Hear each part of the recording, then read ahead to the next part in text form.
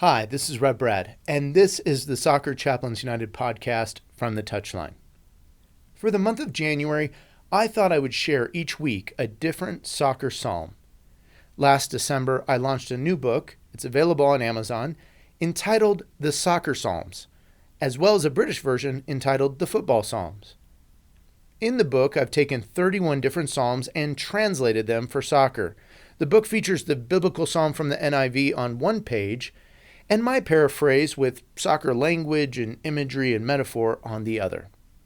Following the two psalms is a reflection from me, as well as some meditation questions that you might consider.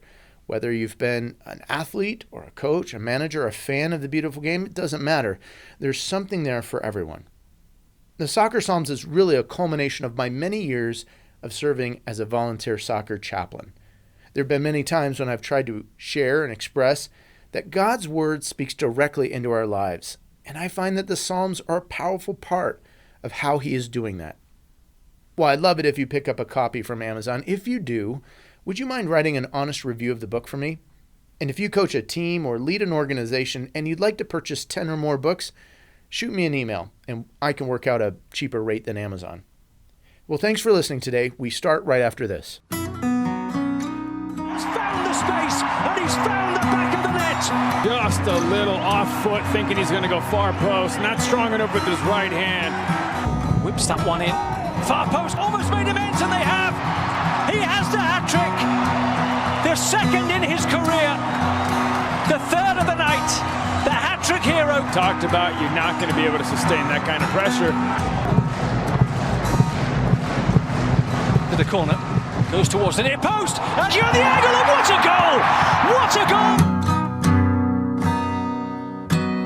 A reminder of fair play. Day 9, Psalm 11.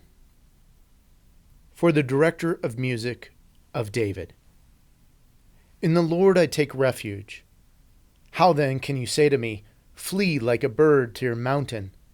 For look, the wicked bend their bows. They set their arrows against the strings to shoot from the shadows at the upright in heart.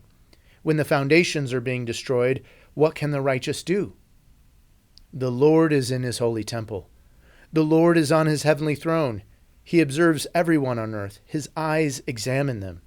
The Lord examines the righteous, but the wicked, those who love violence, he hates with a passion. On the wicked he will rain fiery coals and burning sulfur. A scorching wind will be their lot. For the Lord is righteous. He loves justice. The upright will see his face. Soccer Psalm 11. A psalm for the player reminded to play fairly. To the coach I look for help.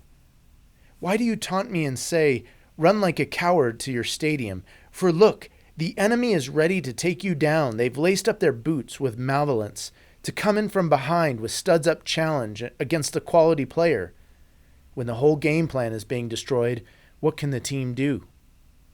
The coach is in the home stadium. The coach is firmly fixed in a position of perfect power. He observes everyone on the pitch. He scouts them with his own eyes. The coach sees the skillful, excellent player, but the evil ones, those who play selfishly, uncontrolled and undisciplined, he hates with a passion. Such players he leaves out of the lineup and excludes them from consideration, from being around the team. In the end, they will have nothing at the club. They won't get a contract in this league, only an end to their career. For the coach is upright and upstanding. He loves fair play and quality. Those that play the game rightly will see playing time and be in his good graces, always seen. By way of reflection, I think it's a massive challenge to play any sport with fairness and integrity, and this is true even of the beautiful game. There are many who cheat, cut corners, are deceptive, and even play violently or super aggressively, we might say. It can seem that there are those who, when playing unfairly, always seem to get an advantage and never seem to be called to account for their willful and wrongful decisions. I've written Soccer Psalm 11 from the perspective of a player who sees a reckless, evil, violent player, maybe even a teammate, and has a conversation in their head and makes an appeal to the coach.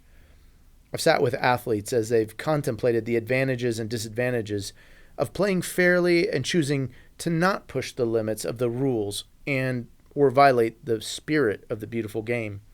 Sometimes it's not easy. One can see teammates going out the night before a match on a pub crawl, and they don't seem to be punished or scrutinized when they don't turn up the next day for the critical match.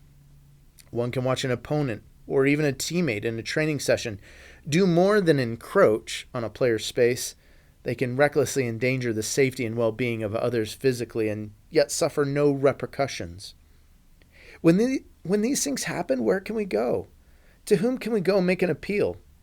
When there's a violent, reckless, undisciplined player out there, it can really end up destroying what a team has built and worked on.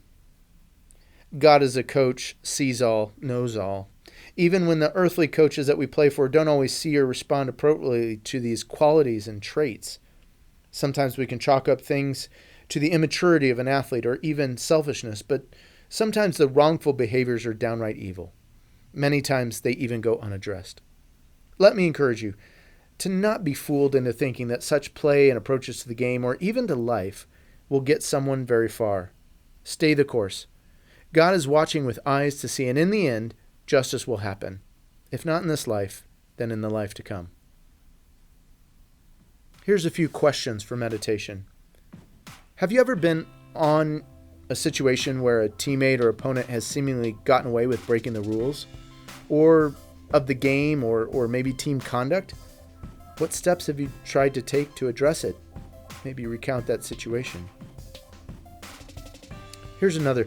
Describe your feelings when you see someone unfairly taking advantage of some aspect of the game or the team or organization. You know, there's massive issues in the game today around racial abuse and verbal abuse. Consider how David, the psalmist, and the soccer psalm received the taunt language from an adversary. How should we handle taunts and aggravations?